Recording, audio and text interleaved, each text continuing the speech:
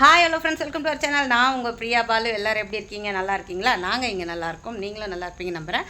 இன்றைக்கி என்ன video share பண்ண போகிறோன்னா, பாவக்காய் வச்சு தான் ஒரு ரெசிபி பண்ண போகிறேன். பாவக்காய்னாவே அப்படியே பயந்து அடிச்சுட்டு ஓடிடுறாங்க. எங்கள் வீட்டில் கூட என் பையன் கூட அவ்வளோக்கா எடுக்கிறது கிடையாது.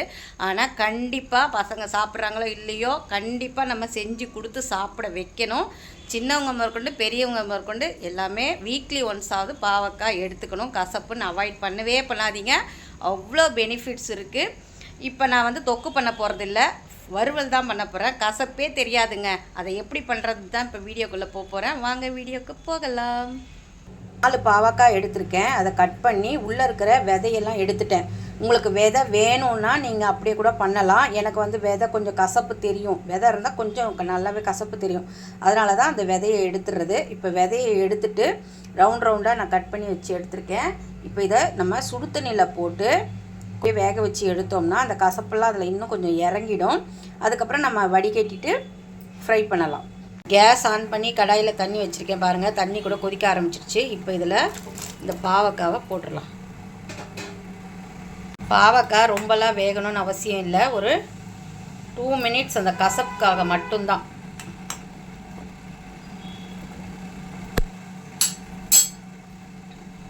அதுக்கப்புறம் நம்ம அந்த தண்ணியை வடிகட்டிட்டு அதுக்கப்புறம் நம்ம தாளிப்பு ஏற்படுத்திடலாம்.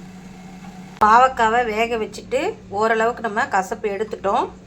இப்போ நம்ம தாளிக்க போயிடலாம். கேஸ் ஆன் பண்ணி கடாய் வச்சுக்கலாம். கடாய் நல்லா காயட்டும். கடாய் காஞ்சிருச்சு. ஒரு 2 ஸ்பூன் எண்ணெய் ஊற்றிக்கலாம். எண்ணெய் நல்லா காயட்டும். எண்ணெய் காஞ்சிருச்சு. ஒரு 1/4 ஸ்பூன் கடுகு போட்டுக்கலாம். கடுகு பொரியணும். ஒரு கொத்து கருவேப்பிலை, ஒரு 4 பல்லு பூண்டு, ஒரே ஒரு வெங்காயம், மீடியம் சைஸில் கட் பண்ண ஒரே ஒரு வெங்காயம். பாவக்காய்க்கெலாம் வெங்காயம் நிறைய போட்டிங்கன்னு வச்சுக்கோங்க, உங்களுக்கு ஓரளவுக்கு கசப்பு அடிச்சிடும். நல்லா ஃப்ரை பண்ணுங்கள் வெங்காயத்தை. வெங்காயம் நல்லா வதங்கிருச்சு. இப்போ இதில் ஒரு சிட்டிகை மஞ்சத்தூள் போட்டுக்கலாம். பாவக்காவை போட்டுக்கலாம். இதுலேயே தேவையான அளவுக்கு சால்ட்டையும் போட்டுக்கலாம். அந்த எண்ணெயிலேயே ஃப்ரை பண்ணுங்கள். தண்ணியெல்லாம் ஊற்றக்கூடாது. ஏன்னா நம்ம ஆல்ரெடி வேக வச்சு எடுத்துட்டோம். வேக வைக்கலைன்னா நீங்கள் தண்ணி ஊற்றி கூட வேக வச்சுக்கலாம். அந்த ஒரு மெத்தடும் இருக்குது. இது நம்ம டைரெக்டாக வறுவல் தான் பண்ணுறோம்.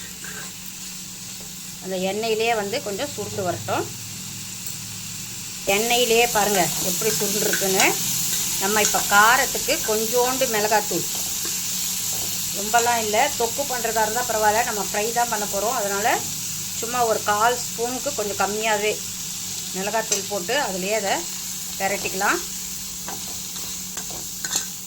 அப்படியும் உங்களுக்கு கசப்பு தெரியுதுன்னா தக்காளி சாஸ் போட்டால் கூட உங்களுக்கு கசப்பு தட்டிடும். அப்படியே இல்லைன்னா கொஞ்சோண்டு வெல்லம் போட்டுக்குங்க, சூப்பராக இருக்கும். இப்போ இது அப்படியே ஸ்லோ ஃப்ளேமில் வச்சுக்கலாம். நம்ம அந்த காரம் வாசனையெல்லாம் போகணும். கொஞ்சம் ஓரளவுக்கு ஃப்ரை ஆகும். ஸ்லோ ஃப்ளேமில் வச்சுக்கலாம். பெருங்காயத்தூளையும் கொட்டிக்கலாம். சூப்பராக டேஸ்ட்டாக இருக்கும்.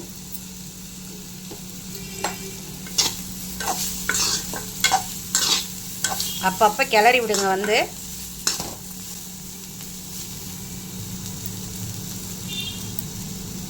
கண்டிப்பாக பாவக்காவை மிஸ் பண்ணாதீங்க. வீக்லி ஒன்ஸு செஞ்சு கொடுங்க. வயிற்றில் இருக்கிற பூச்செல்லாம் வெளியே வரும். சுகருக்கெல்லாம் ரொம்ப ரொம்ப நல்லது. ஃப்ரை ஆயிடுச்சு பாருங்கள், சூப்பராக வந்துருச்சு. இந்த ஸ்டேஜில் நம்ம கேஸ் ஆஃப் பண்ணிவிட்டு கொத்தமல்லியை தூவிட்டோம்னா சூப்பரான கசப்பே இல்லாத பாவக்காய் வறுவல் ரெடி. ட்ரை பண்ணி பாருங்கள் ஃப்ரெண்ட்ஸ், சூப்பராக இருக்கும். இந்த வீடியோ பிடிச்சிருந்தா லைக் பண்ணுங்கள், ஷேர் பண்ணுங்கள், கமெண்ட் பண்ணுங்கள். மறக்காமல் சப்ஸ்கிரைப் பண்ணுங்கள். பக்கத்தில் இருக்க பெல் ஐக்கானையும் ப்ரெஸ் பண்ணுங்கள். மறக்காமல் ஹைப் பட்டனையும் ப்ரெஸ் பண்ணுங்கள். தேங்க்ஸ் ஃபார் வாட்சிங். நெக்ஸ்ட் வீடியோவில் பார்க்கலாம். பாய்.